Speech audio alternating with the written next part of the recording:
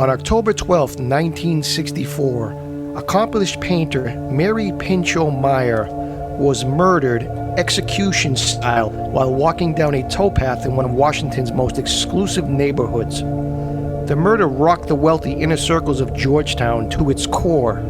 Many conspiracy theorists believe that she may have been murdered because of what she had found out about the assassination of JFK. On today's show, we will take a deep dive into who killed Mary Pinchot Meyer and why.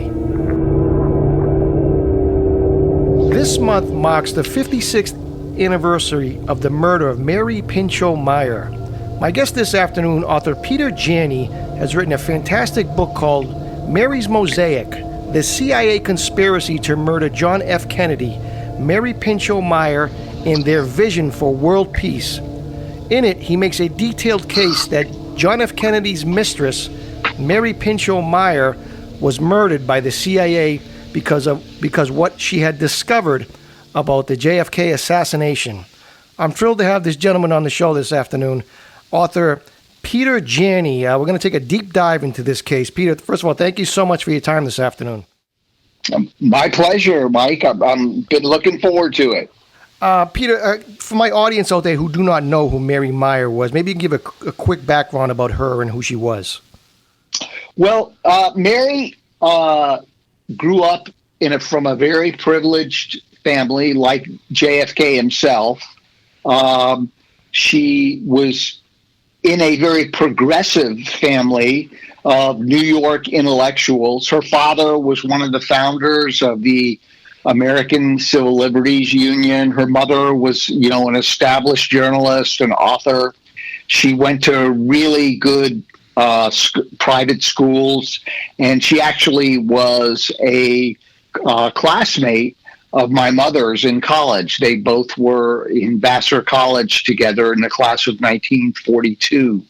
So she had a very intelligent perspective about the world. She was highly educated, and she was just deeply, deeply beautiful.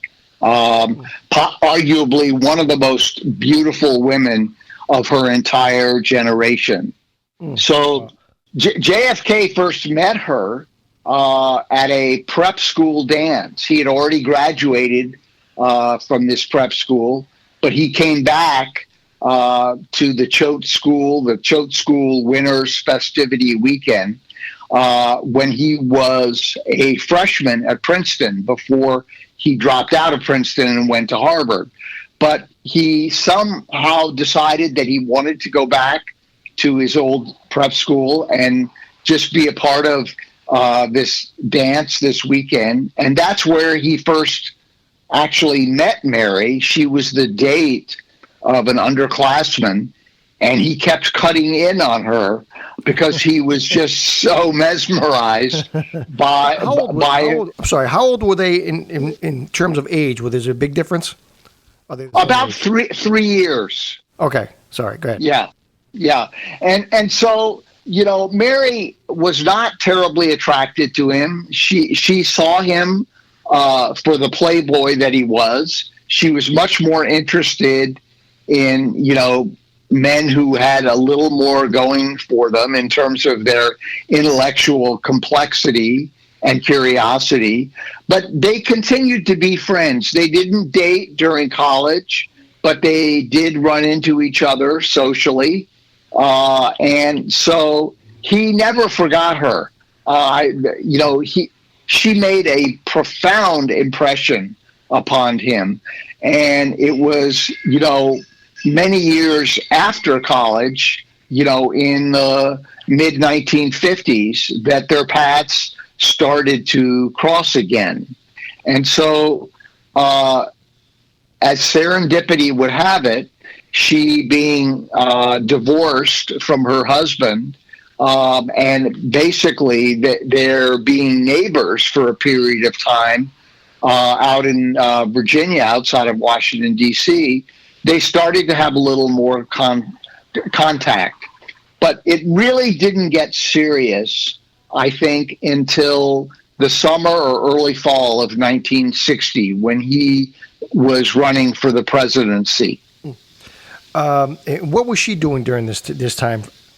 Well, she was a wife and a mother of 3 children, one of which was my best friend. Growing up, I knew the family well. Both our fathers, Michael's father and my father, worked at the Central Intelligence Agency together. We were sort of known as CIA brats during the 1950s. and she was also into painting. I mean, she was becoming an aspiring artist, and she was increasingly more and more committed to this pursuit. And at the time of her death, she'd been in a couple of shows. She was about to be presented at the Pan American Union show in Buenos Aires, Argentina. And so she was on her way. And very committed to what she was doing. I want to try to flash back to November 22nd, 1963. Let me talk about the impact that had on her that day. Well, I think it was just utterly devastated her. I mean, she, like all of us to one degree or another, but she in her own unique way was just completely thrown upside down by the events of Dallas. And, I think she knew immediately that there had been seriously foul play involved. And so she would barely live another year. She died in October of 1964, but her final year was really devoted to putting the pieces together of what had taken place in Dallas. And of course, she was about to go public with who she was and what she had discovered right before she was assassinated. Because a lot of it sounds like Dorothy Kilgallen. You know what I mean? Yes, there are some clear similarities there. But Mary was an insider, and you have to understand that given her stature in Washington society, had she gone public with what she knew and basically revealed who she was in terms of being in the president's life, this would have been just a bombshell of a news story. She was a very respected woman. She was not some kind of, blonde floozy. Right. She was a very serious person, and people would have taken her story very seriously. And so, the conspirators of the Kennedy assassination knew that they could not allow an event like this to take place, that they had to really stay clamped down with the media, control the media in terms of, engineering the kind of cover-up they did that culminated in the Warren Commission report in September of 1964. So they weren't going to allow something like this to take place. Right. And it sets up for my audience. So around noontime, October 12th, 1964, she gets done maybe doing a painting or whatever she was doing that afternoon. And she's taking a walk around Chesapeake and Ohio Canal towpath in Georgetown. And I'll let you take it from there. Yes, that part of her routine was that she would go to her studio, which was a couple of blocks away from her home in Georgetown, and she would paint for the entire morning. And approximately around noontime, she would take a long walk, go down through Georgetown and out the towpath, and walk up toward what's called Fletcher's Boathouse. It's about maybe a 3 to 4 mile walk round trip. And so this was part of her daily routine. And I maintain in my book that, during this time, she was being watched. They knew what her routine was. They knew that they were going to have to create some kind of plot that would make it look like a random act of murder. And so it was on a Monday, October 12th, 1964. And, they had everything set up and they were waiting for her. And so that's basically how it went down. So now, okay, so JFK gets assassinated, and she knows a lot about what happened. Now, there were reports that her phone was tapped as well. Was that true?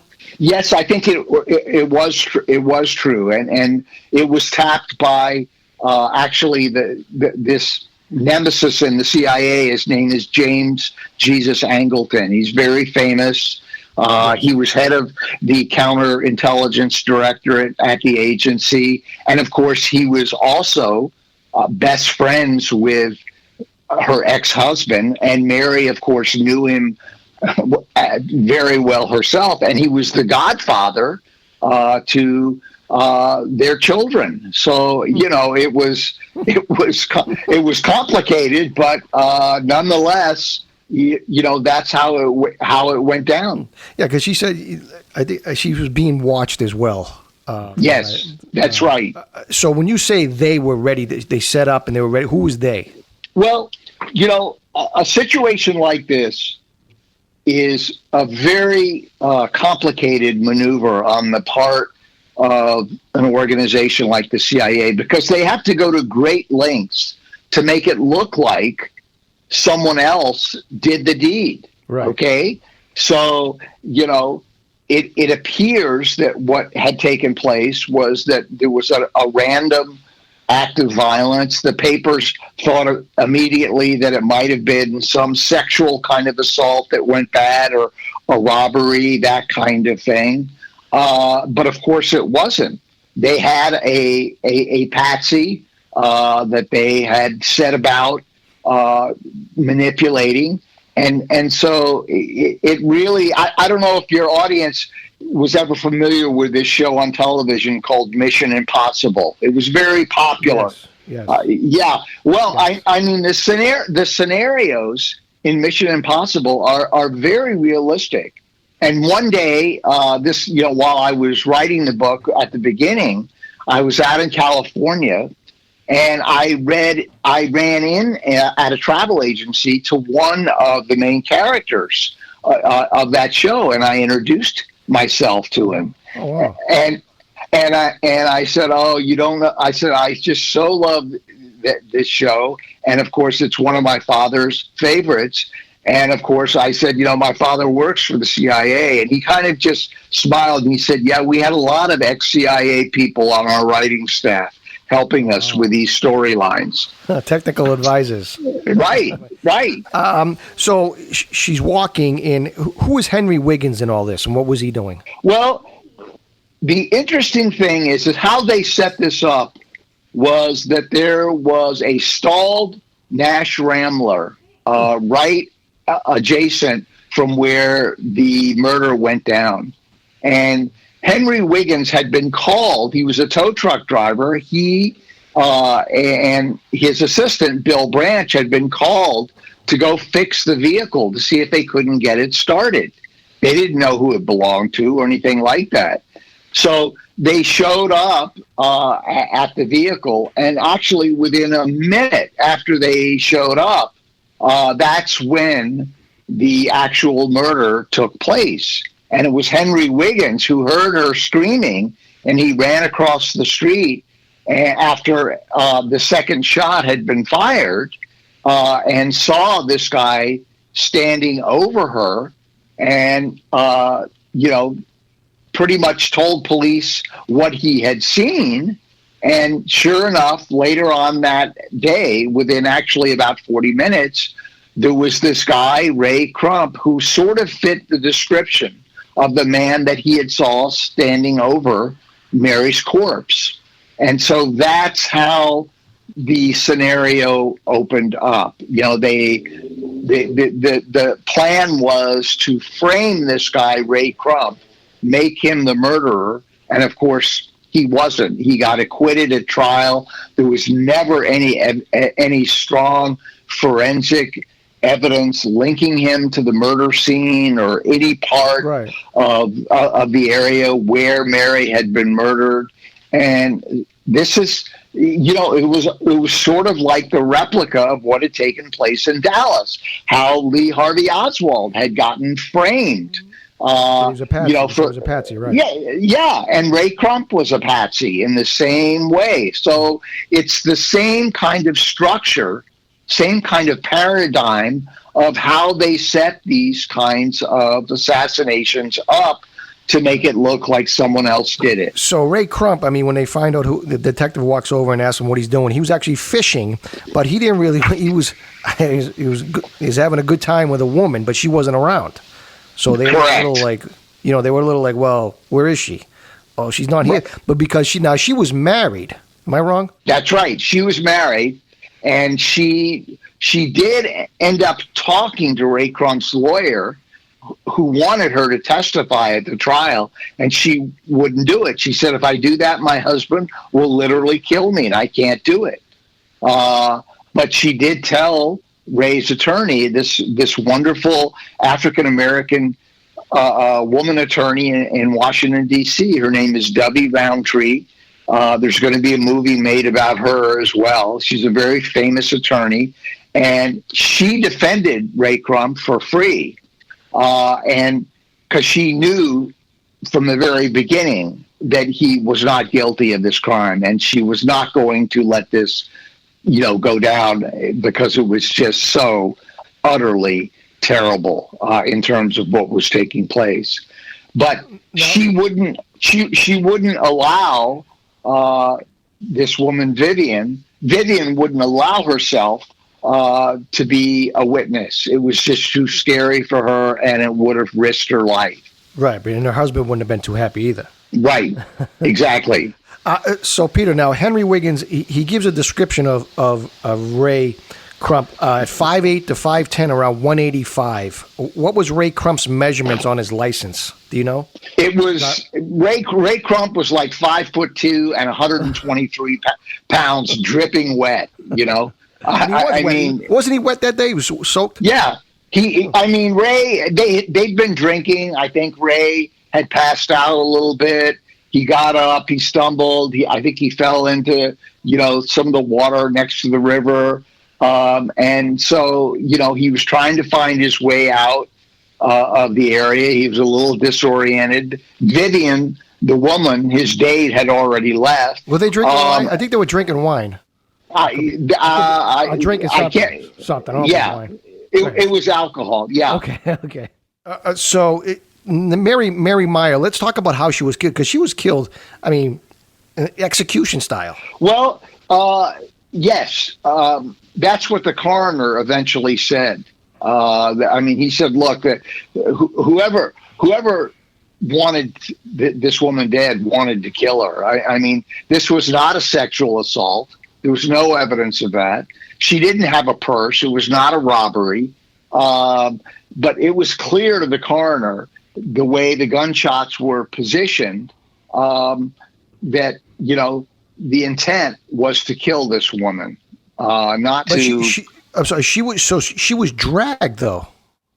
Well, she was dragged from one side of the towpath to the next, because she tried to get away after the first shot. Even though it hit her in the head, she was just conscious enough so that she still struggled. But the assailant dragged her back to the water's edge and then put another round right above her shoulder blade that went right through her heart, right through her aorta, and that's what killed her.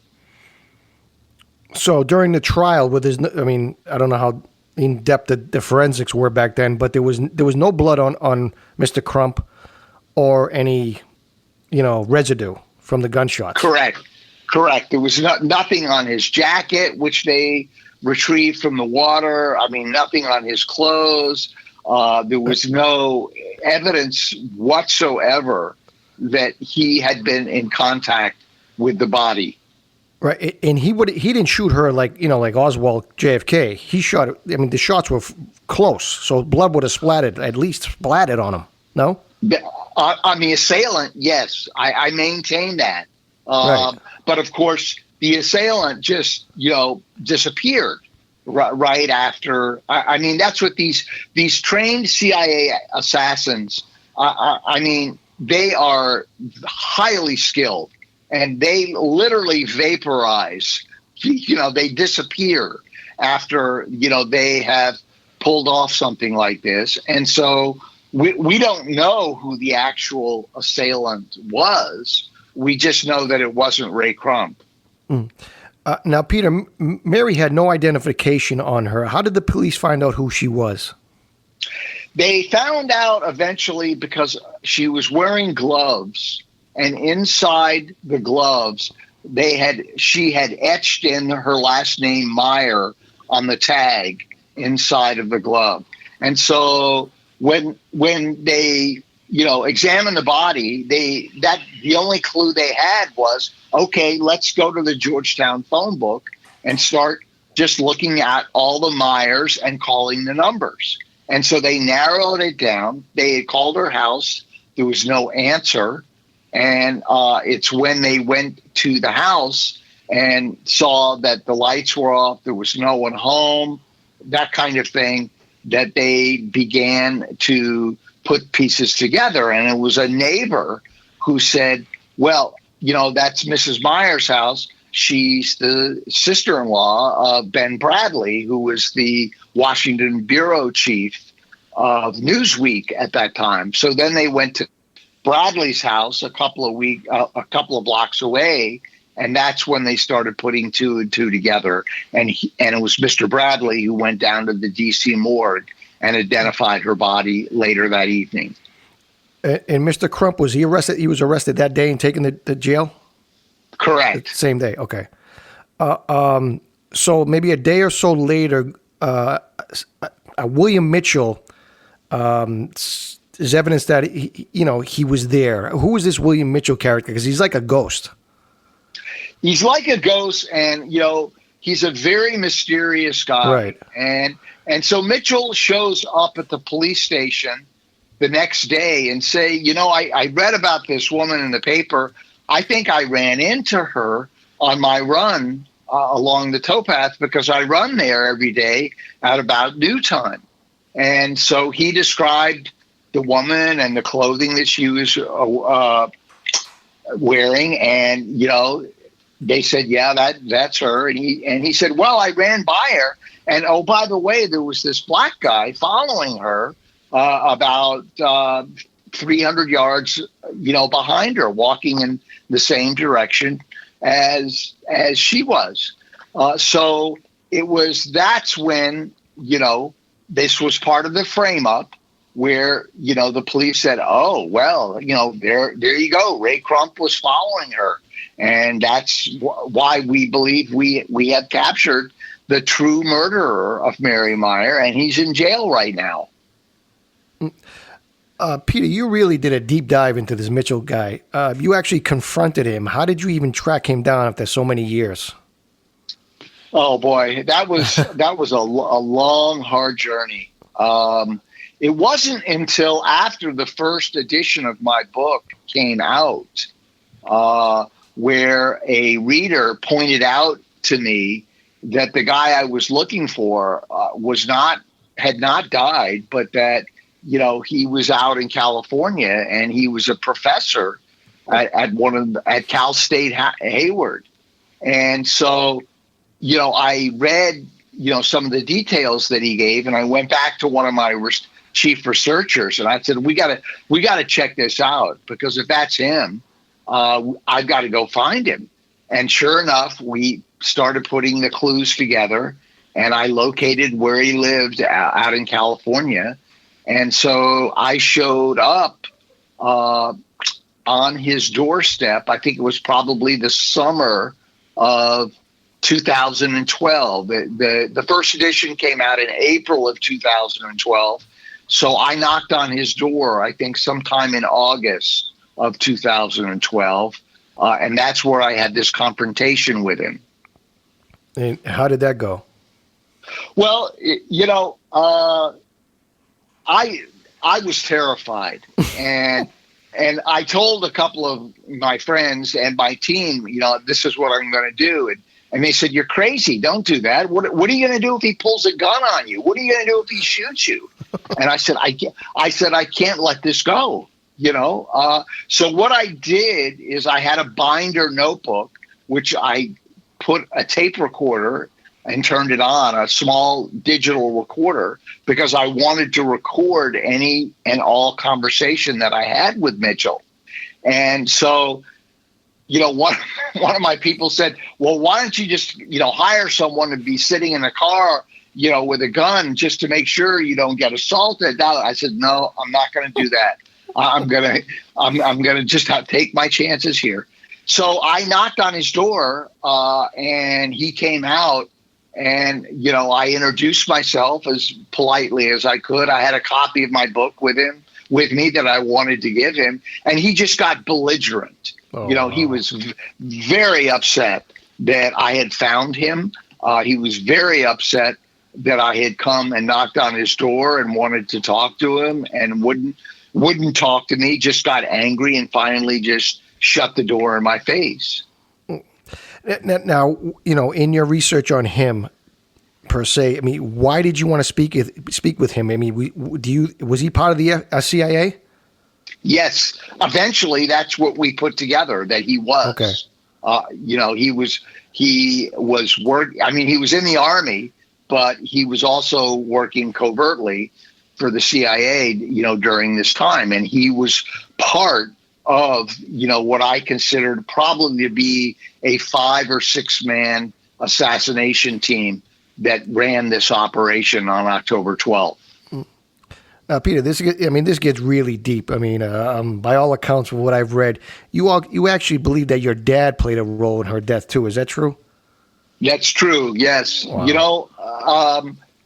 That was another very difficult part for me when I finally put 2 and 2 together, because, on the day of the murder, my dad ends up calling Mr. Bradley. They were friends, and he calls him up right after lunch, before the police had actually discovered the identity of the woman. And he says to him, "Ben," he said, "Have you been listening to the radio?" And Ben says, "Wister, why would I be listening to the radio? I'm at work. I'm working." He said, "Well, there's been a report that there's a shooting of a woman down on the towpath, and by the description, it sounds like it could be Mary. Do you know where Mary is?" And he said, "No."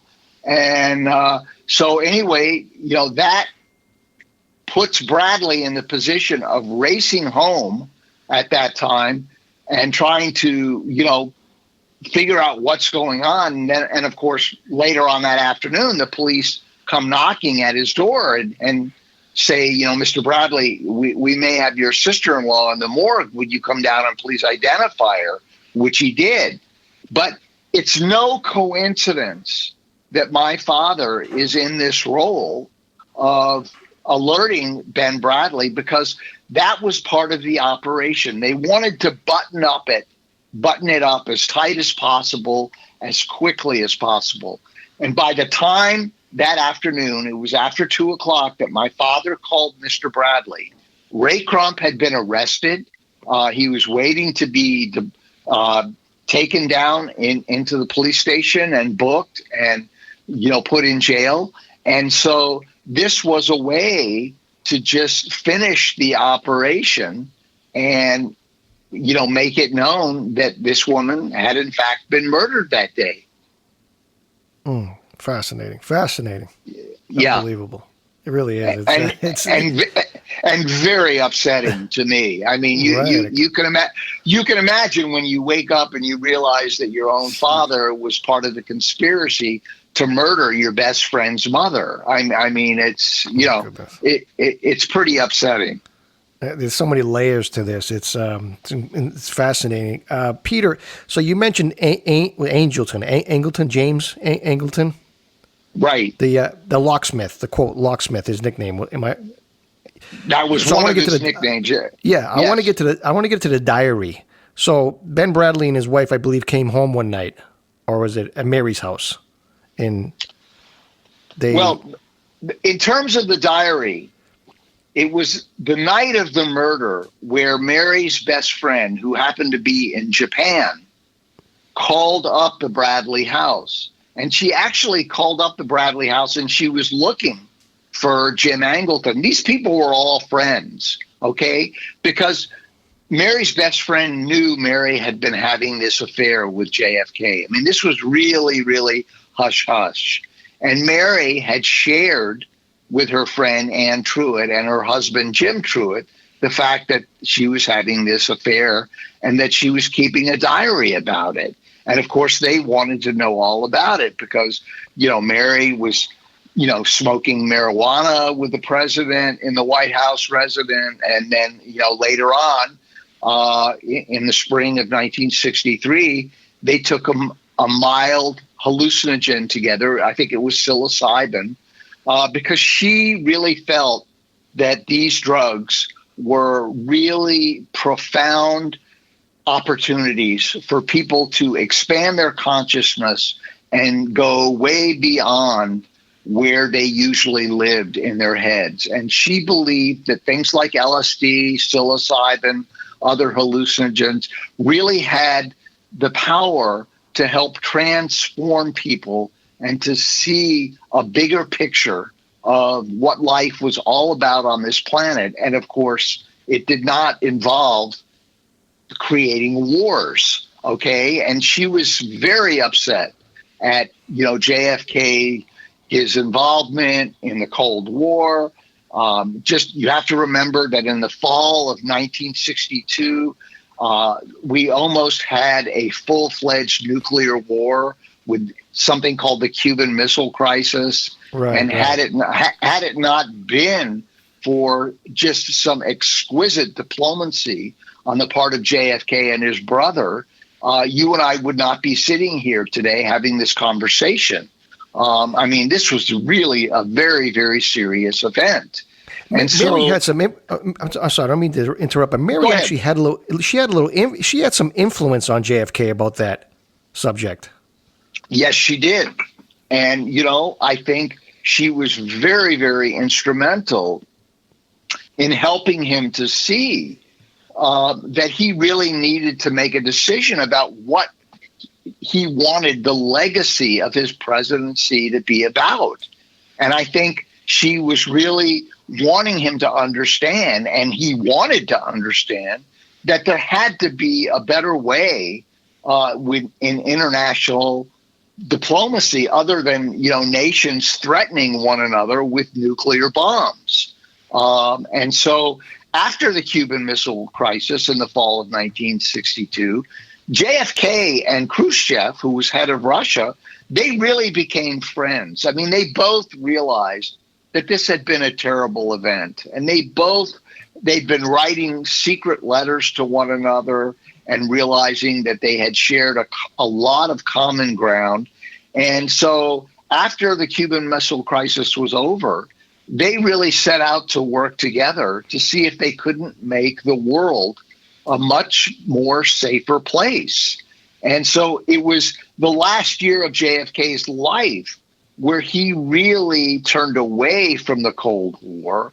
He gave this incredible speech at the American University commencement address in June of 1963 about why it was so important for the United States and Russia to become peaceful with one another and to work together to create some sense of world peace initiatives to lead us out of this sort of cold, dark war mentality where we would, let go of this nuclear Armageddon and stockpiles that, both countries had been creating and setting the stage for our planet to be a much more egalitarian, peaceful place to live and be. So this was a very famous speech on June 10th, 1963. It's possibly one of the most important presidential addresses ever given. And then right after that, the United States and Russia reached their first nuclear arms treaty. And this is where the CIA and the military establishment really started to get upset with JFK and realized he wasn't listening to them, that he was going off on his own tangent, and they needed to take him out. Right. So you're convinced that the CIA was felt threatened by Kennedy's mistrust of the Bay of Pigs fiasco in Cuba, and conspired to kill JFK and then eliminate Mary as part of a cover-up. Absolutely, I feel, and I say that based on evidence, not because I'm a conspiracy theorist. I'm not. I'm a conspiracy factualist. That is, I come and bring together facts around that support the fact that there was a conspiracy in this case to kill a sitting presidency and end, America's experiment in democracy. That's what took place on November 22nd, 1963. And what we see going on today is the outgrowth of what took place back in that year. Fascinating stuff. Peter, real quick, I want to circle back a couple of questions if I can. I want to circle back to the diary. Did Ben Bradlee hand it over to the Angleton? Well, he handed what they wanted everyone to believe was the diary. You see, there's something called Mary's artist sketchbook. And then there's what I call the real diary. Okay. And so going back to this phone call by Mary's good friend, Ann Truitt, she calls up the night of the murder and she tells Ben Bradlee, his wife, who is Mary's sister, and Angleton is there. Angleton, of course, already knows that there's a diary, but he's not talking about it. But Ann Truitt says, look, you've got to get your hands on this diary. It's really very, very explosive. It's not something you want floating around. So after the phone call, Angleton and Bradlee go into Mary's studio, which is part of Ben Bradlee's garage. Okay, that's where Mary's studio was. Right. And so Bradlee had the key to the studio and they went in. And that's when I think they took the real diary, okay? And then 25 years later, Bradlee invents this fish story about, the next day we went to the studio, we saw Angleton picking the lock and he was doing this, he was doing it. This was totally made up. It was a fabrication from my point of view, okay? To keep people away from knowing that the real diary was taken on the night of the murder. And Bradlee knew that. And of course, Angleton had to get his hands on this. And he did that night. Ben Bradlee wrote a book like 30 years later. What did he say in his book about that episode? Or if anything? He told a very different story. You see, I caught Ben Bradlee in possibly one of the biggest lies of his life because I knew Ben. Okay, I knew his children were my age. We were friends. We all grew up together. So Ben allowed me to interview him, and he hadn't talked about the murder for over 25 years. And so I very coyly went in there to the interview and showed him the transcript of the trial, where on the first day, Bradlee testified at the trial that he had been in Mary's studio the night of the murder. But 25 years later, in his book, he tells this fish story about how he had to bring tools to the studio the next day because he didn't have the key, and he had to unscrew the padlock, and take the lock off, the entrance, that kind of thing. Right. And I said, Ben, what gives here? I mean, during the trial, you tell the prosecutor that you get in to the studio with no problem, I didn't get into who admit that he had gone into the studio on the night of the murder with Angleton. And I should have. I just wasn't on top of it enough at that point. But that's, in fact, I think what really happened. And, of course, everything else was just a fabrication. Fascinating. One more quick question, Peter. In CIA earmarks, I mean, this is what they do, their protocol. There was no gun ever found, and that's the crime scene.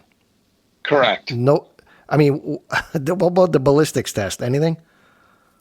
Well, the ballistics showed that it was a .38, I think, snub-nosed revolver. Okay, that the shots were fired at close range. There were powder burns on Mary's skin. But there was no murder weapon was ever found. And of course, no one in Ray Crump's neighborhood or household had ever seen Ray with a gun. His brother had a, 22 caliber rifle. But Ray had never had any involvement with guns whatsoever. There just wasn't any evidence that he had ever even fired a firearm. Fascinating. So Ray Crump, no blood on him, no residue, goes to trial, and the FBI crime report is withheld from the defense. Is that true? Correct. Why was that? Correct. That's right. And I finally was able to dig out a copy of the crime report, which is in the back of the book in one of the appendices. And it's all right there. I mean, there's no evidence. There's no forensic evidence linking Ray, his clothing, or any other part of it. Even the description that Henry Wiggins gave was not even close.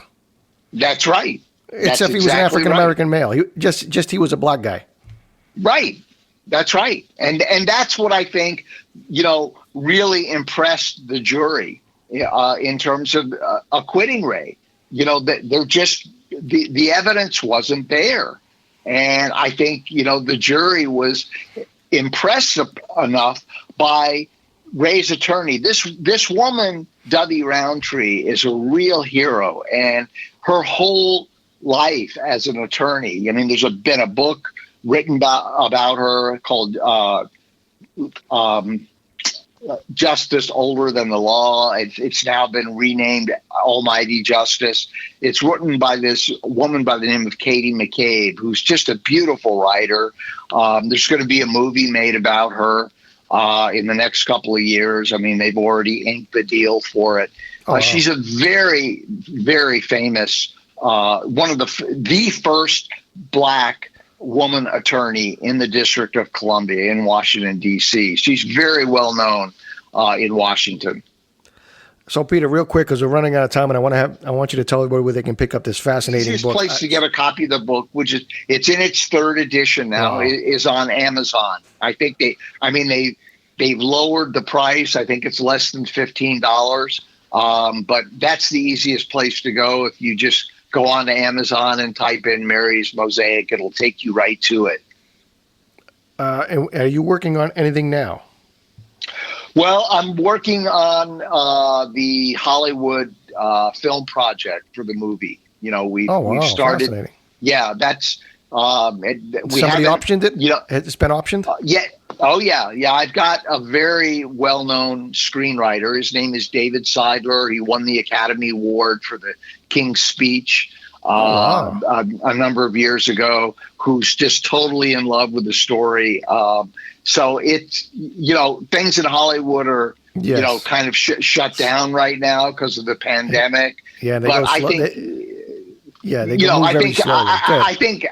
I think subsequent to the election, as we get into next year, the interest around the film will pick up, and we'll try and get it done. But it is going to be a Hollywood drama, a 2-hour feature film kind of thing, and it's a lot of work.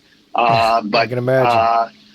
I think it's very important for people to see this story on film, because it really helps people understand part of what their government has been up to in terms of suppressing certain truthful historical events that we all really need to know about. I don't believe we can go forward as a country until we face the truth of what happened around some of these events. The JFK assassination, the assassination of his brother, Martin Luther King, 9/11. We are still being withheld the real truth of many of these events. And it's important that we as citizens keep demanding to know what actually took place, because eventually that will make us a much better country. Just think for a moment how Germany handled the whole Holocaust after World War II. They confronted it. They accepted it. They realized what had happened. And it had really now changed their country dramatically, so that an event like that will never happen again as it did in Germany with the Weimar Republic and Hitler. Amen, Peter. Amen. And I'm so glad that you came on the show so my audience can. I've been fascinated. I think I told you a while ago, JFK and, the Dorothy Kilgallons of the world and the Mary Meyers of the world. And, I love that that whole, everybody's fascinated by it, but my audience wasn't really too keen on what was going on with Mary Meyer. So that's why I want to have you on. And I'm so glad I did. And so many great stories as well. And Peter, thank you. And you also have a website too, as well, no? Yes, it's called MARY'S MOSAIC.net. Okay, I'm going to put this all over social media as well. And I want to thank you for coming on, Peter. Thank you for your time, and best of luck with it. And when it becomes a movie, you come back on. I will do, Mike, and thank you very much for having me. All right, Peter, thank you so much. Thank you so much. Take care and be safe. All right, man. Take care. Take care. Bye-bye. Bye. Bye-bye.